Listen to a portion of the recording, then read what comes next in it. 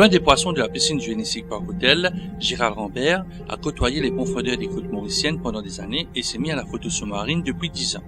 C'est en début de soirée du 14 août 2018 que le plongeur a lancé son livre sur la faune, la flore et la vie qui entoure l'île Maurice et ses îles. Good evening. So thank you very much for coming tonight for the launch of my book, Mauritius Underwater. Some of you already had a look and I hope you enjoyed. And I would like to thank Genesee Park Hotel first for the venue and for organizing tonight evening. I would also like to thank someone very special who participated in the launch of the book with James Caratini, who unfortunately is not here tonight. He was not able to come. He is in Réunion Island. So James helped me finding the sponsor, and well, he actually sponsored the book. And we wish he was here tonight, but Après des nuits qui ont suivi des séances de plongée, l'auteur a sorti un livre référence tout en gardant le secret des spots afin que les poissons vivent en tranquillité. Quel est l'objectif un peu de Maurice Sous-Marine? Alors l'objectif Maurice Sous-Marine, c'est d'abord un partage. C'est pour partager mes photos et ma connaissance aussi acquise au fil des années sur les fonds marins à l'île Maurice. Donc j'ai eu la chance en tant que plongeur de plonger un peu partout autour de l'île Maurice. J'ai découvert la photographie il y a plus de 15 ans aujourd'hui. Et donc à travers mes photos, c'est un moyen pour moi de venir montrer ce qu'il y a à Maurice. Je réalise qu'il y a beaucoup de gens qui ne sont pas au courant de ce qu'il y a à Maurice, des espèces, des variétés, de la biodiversité que nous avons. Et dans l'idéal, ça aurait été d'éveiller un peu les gens sur tout ce qu'il y a et hopefully qu'il y ait un peu de conservation par d'ailleurs. Est-ce que l'île Maurice, au niveau de la plongée, c'est assez particulier? Parce que j'ai regardé peut-être les premières pages, vous dites que l'ouest est un peu plus calme que l'est. Exactement. Exactement. Il y a chaque zone de l'île a ses spécificités. Donc, par exemple, dans le nord, on aura de l'eau c'est un peu plus calme dans le nord. On a un peu plus de coraux aussi dans les plaines du nord. Dans le côté ouest, là où nous sommes, où nous plongeons principalement avec mon club de plongée, on a des tombants sous-marins, des grottes, des arches et un peu moins de corail, mais on a aussi beaucoup de poissons. Donc ça, le sud-sud-est, la mer un petit peu plus difficile. Il y a quelques beaux sites, les arches, les tombants aussi. Dans l'est, c'est principalement les passes. On a aussi quelques sites en dehors de la passe qui sont pas mal, beaucoup de corail aussi.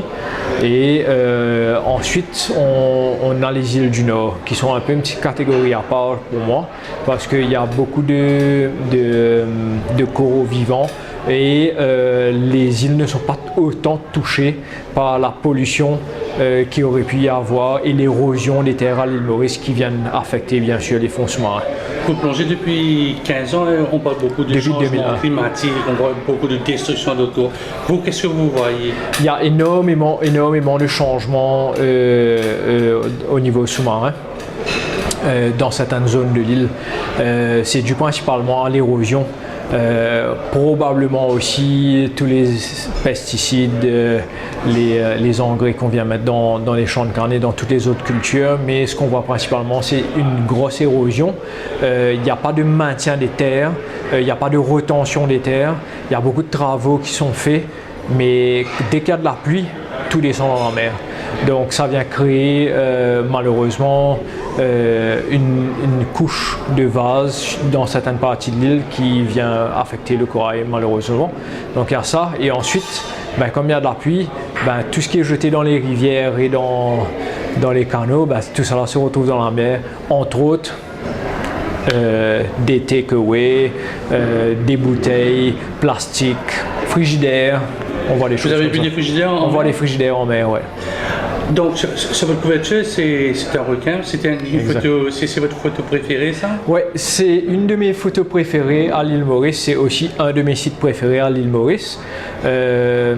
Donc, c'est un site où parfois on a la chance peut-être de voir des requins. C'est la fameuse fosse au requin. C'est ça? pas vraiment la fosse aux requins. Les gens qui savent vont savoir, mais on va essayer de garder la place un petit peu secrète autant que possible parce qu'il y a beaucoup d'amateurs de pêche aux ailerons de requin aussi. Donc on va pas bien sûr dévoiler tous les endroits. Il y a quelques endroits qui restent quand même autant que possible un petit peu secrets. Je peux voir quelques photos que vous avez exposées au Hennessy Park Hotel. Vous avez Ouais. une photo préférée? Ma photo préférée, c'est la photo principale à l'entrée qui est la photo avec les raies-aigles. Donc on a eu un balai de raies-aigles sur un de nos sites à Fic-en-Flac et on a vu probablement plus de 40-45 raies-aigles. Je crois que sur la photo elle-même on peut compter à peu près 30-35 raies.